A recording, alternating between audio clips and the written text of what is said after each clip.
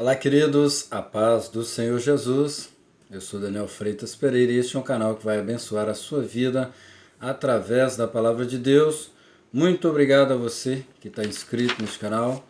Muito obrigado a você que tem visualizado esses vídeos. Se inscreva neste canal, que Deus continue te abençoando em nome de Jesus.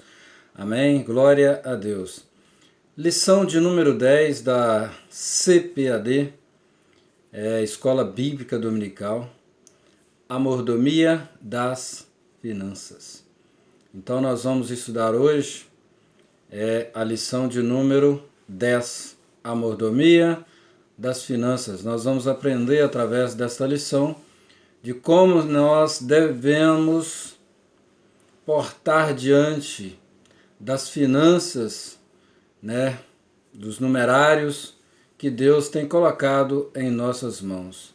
Como preservar, como investir e o que fazer para que o dinheiro, as finanças não venham nos tirar da presença de Deus e que não venhamos a abandonar a Deus e amar ao dinheiro, às finanças. O texto áureo da lição 10, a mordomia das finanças, porque o amor ao dinheiro é a raiz de todo espécie de males. E nessa cobiça alguns se desviaram da fé e se traspassaram a si mesmos, com muitas dores. Está lá em 1ª Epístola de Paulo a Timóteo, capítulo 6, versículo 10, verdade prática. O cristão deve ser grato a Deus por suas finanças e lidar com o dinheiro com sabedoria, prudência, comedimento e amor. O objetivo geral desta lição é ressaltar que o cristão deve lidar com o dinheiro com sabedoria, prudência, comedimento e amor. O objetivo específico dessa lição, do tópico 1, mostrar que tudo o que temos vem de Deus. Do tópico 2, expor como o cristão deve ganhar o dinheiro. Tópico 3, explicar como o cristão deve utilizar o dinheiro. O ponto central da lição vai falar sobre tenhamos gratidão a Deus pelas finanças e lidemos com elas com prudência. A leitura bíblica em classe está em Eclesiastes capítulo 5, versículo 10 e 11. O que amar o dinheiro nunca se fartará de dinheiro, e quem amar a abundância nunca se fartará da renda, também isso é vaidade. Onde a fazenda se multiplica, aí se multiplicam também os que a comem. Que mais proveito, pois, tem os seus donos do que a verem com os seus olhos? 1 Timóteo capítulo 6, versículo 6 ao 10. Mas é grande ganho a piedade com contentamento, porque nada trouxemos para este mundo, e manifesto é que nada podemos levar dele. Tendo, porém, sustento e com que nos cobrirmos, estejamos com isso contentes. Mas os que querem ser ricos caem em tentação, e em laço, e em muitas concupiscências loucas e nocivas, que submergem os homens na perdição e ruína.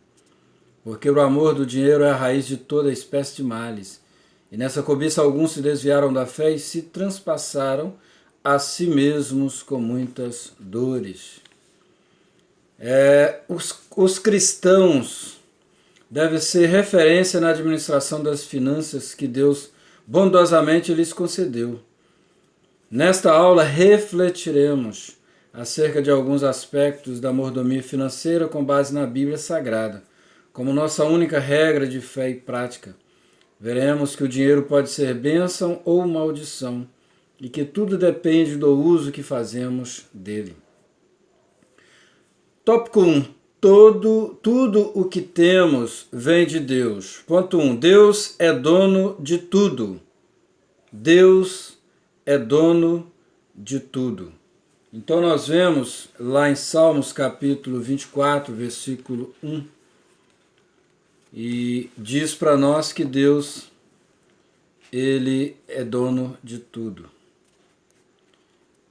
Aquele que é adorado, uma identidade do objetivo da verdadeira adoração é estabelecida com reivindicação da soberania universal pelo Deus de Israel.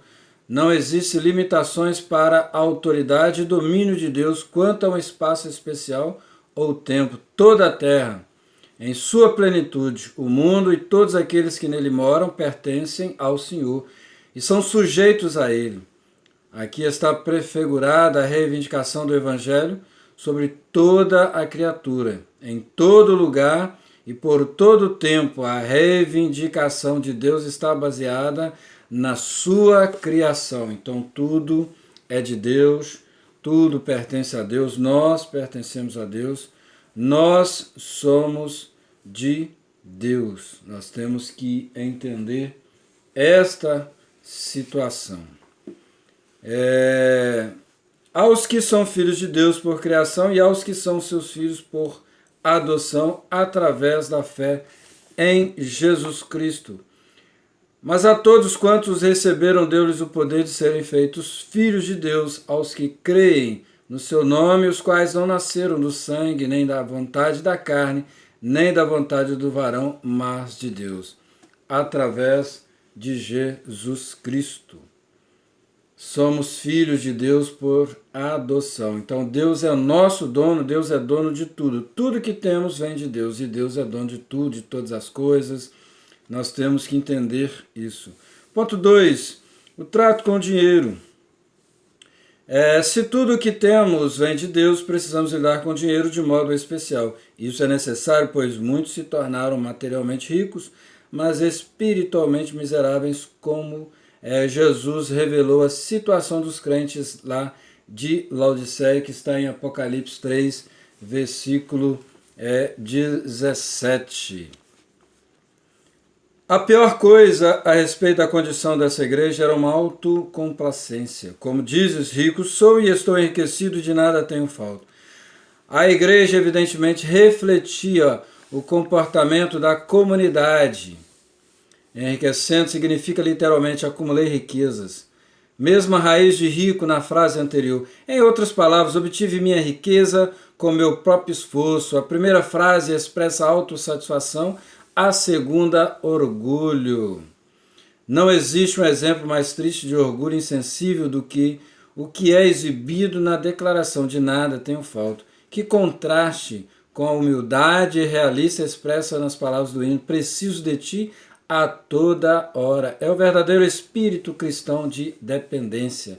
A igreja lá se dizia que era rico, não era miserável, mas precisava de Deus, estava carente da presença de Deus. A riqueza não traz felicidade, a riqueza não traz o sucesso absoluto, não traz saúde. Muitas pessoas têm dinheiro e morrem com enfermidade, com câncer.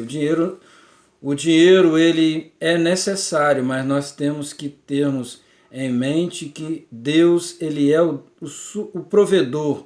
Ele é aquele que é o dono de tudo e de todas as coisas. Nós temos que estarmos com Ele, não apegarmos ao dinheiro, termos dinheiro, mas não apegarmos. Os homens do passado foram ricos, mas eles, quanto mais eles tinham, mais se humilhavam, mais buscavam a presença de Deus, adoravam a Deus e diziam que sem Deus eles não poderiam viver. E essa igreja aqui em Apocalipse 3,17 estava, carente da presença de Deus. Tinha dinheiro, era rico, mas estava pobre, nu e miserável por conta da presença de Deus. Não estava com a presença de Deus.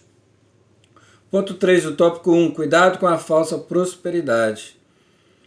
Precisamos ter cuidado para não sermos enganados pelas armadilhas da já conhecida teologia da prosperidade. Nós temos prosperidade, ausência de necessidade. Deus é o nosso provedor, é Ele que vai suprir tudo na nossa vida.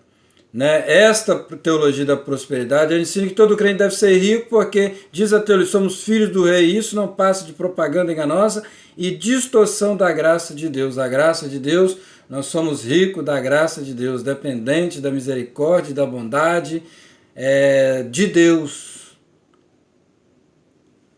Tem pobre que é rico da presença maravilhosa de Deus, vai morar no céu. Tem rico, tem muito dinheiro, mas não vai morar no céu. Não tem a presença de Deus, não é humilde, não faz a vontade de Deus, não professa a fé genuína do Evangelho da Palavra de Deus. Então nós temos que ter cuidado com isso. Ora, as Escrituras mostram que Jó foi um servo fiel a Deus, mas embora muito rico, veio certa vez experimentar a pobreza, mas nem por isso abandonou a sua fé. Jó era um homem que tinha muito dinheiro, a Bíblia diz, rico, tinha de tudo. Satanás se tomou tudo, Deus permitiu isso, e ele não negou a fé, continuou adorando a Deus, mesmo na enfermidade, na dor, quase morrendo, adorando e exaltando a Deus. O bem maior dele era Deus e é Deus. O nosso bem maior tem que ser, continuar sendo Deus. A maior riqueza que nós temos na face da terra é a presença do Espírito Santo dentro de nós. É a maior riqueza, não abra mão disso. Amém? Glória a Deus, que Deus te abençoe, em nome de Jesus. No próximo vídeo, vamos gravar o tópico 2.